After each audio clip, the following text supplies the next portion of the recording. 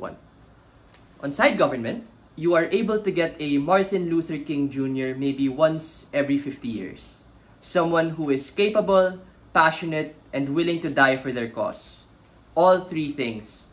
But on the mean case, for every single politician in every single public setting, every city, every town, and every state, the passion on side government will only lead to short-termist policy because they are only ever capable of caring about the things that are most proximate to them. Government had to prove not on the exception of a good leader, but on the mean of the average type of leader, on the average type of every single city.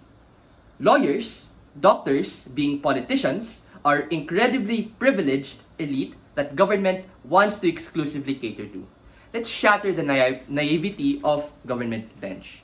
Politics is a shit industry to get into, as to what my previous speaker Joseph explains in his speech.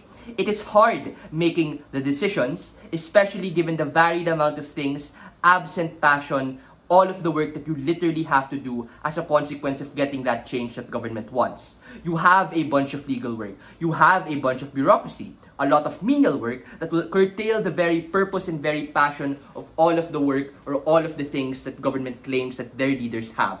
I am saying this because I think Government Whip actually realizes how hard of a transition this particularly is.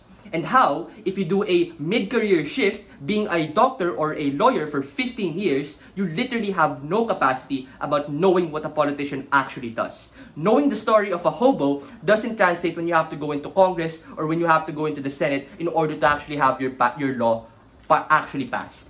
This is where the debate lies. If a politician or if a person were to enter politics, on which side are they then better off, and on which side are the people better off? Before I weigh those two clashes, just one quick response to Government Whip. Government Whip talks about how these fresh new faces are riding on the coattails of their party. We think a lot of these individuals choose to run independently at best, but at worst, if they still align with existing political parties, that isn't necessarily bad because it's still their name on the ballot that people vote for.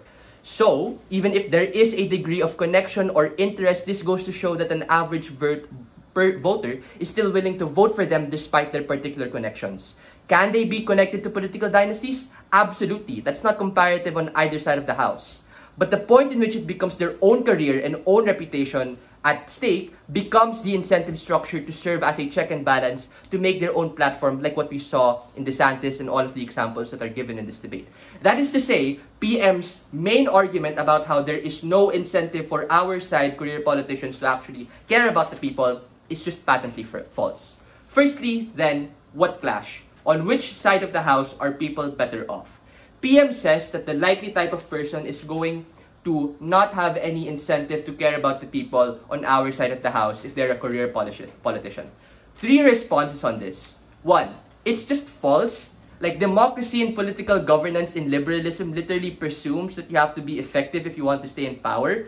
I want to note that PM operates on a false dichotomy between if you're a career politician, you have no care. But if you're a politician on their side, then you do care about the people. Just vibe check this. My Prime Minister literally gave you a lot of analysis to prove as to why they at least have the very incentive to not screw these things up. For every MLK that government talks about, there is a Trump, there is a Bush that exists on side government who work off the path of being able to shift into a mid-career and become a politician after they did all of their technocracy stuff. Secondly, let's say that they are correct, that these politicians are going to be incredibly passionate and care about the interest of the people. Assuming then that that is true, and that's hinged on a lot of things that government is based on, a lot of the benefits that they say to you, that about healthcare, don't accrue at the point in which that passion is literally culled because they don't know how to literally respond when things don't go their way, when things aren't as positive, when you actually have to fight against all of the people who are in opposition to your policy. DPM says, but oh, you have connections to your proximate interest. Joseph literally flips this because the passion that government says that their politicians will have isn't just for the individual people, but for themselves. I think this is a more likely characterization because of government's own characterization that they had prior experience and they had prior, like a prior job even before they went into politics to begin with. So it literally shows that they have an interest outside of the political will that they themselves want to posit. Thirdly, to truly break this deadlock, I really just think that Korean politicians literally have cabinets, they have experts, they have the capacity to literally just talk to all of the passionate people on government side of the house and be able to integrate that within the policy making. The crucial exclusivity here is that on our side of the house, the type of politicians that are able to get into this position of power are more likely to just do a lot more things with it and are less susceptible to a lot of the trade-offs and a lot of the loss in passion that government is so incredibly hinged on. Before the second clash, I'll take the point.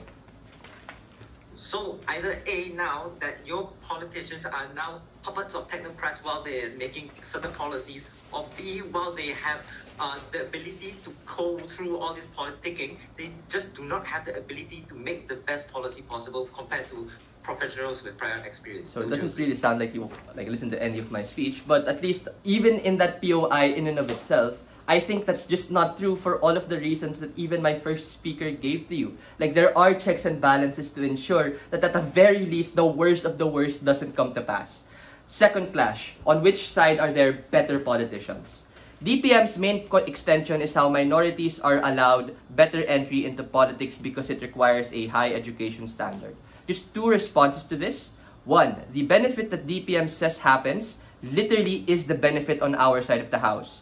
The proliferation of education degrees that come as a consequence of a politician now being a valid career literally gives minorities a chance at legitimately representing and gaining an education so that it enables them to actually be put in these particular positions of power. Because absent these career politicians, they aren't able to do so because of all the political dynasties that exist as a consequence of it. So just explicitly weighing, I think we break the first deadlock that PM says because they career politicians literally have a vested interest in making sure that the people care about, or at the very least they don't fuck up. But on the second thing, we just have a lot more politicians that come from a minority background, which is what DPM really tries to co-opt in their particular benefits. For all of these reasons, incredibly proud to oppose.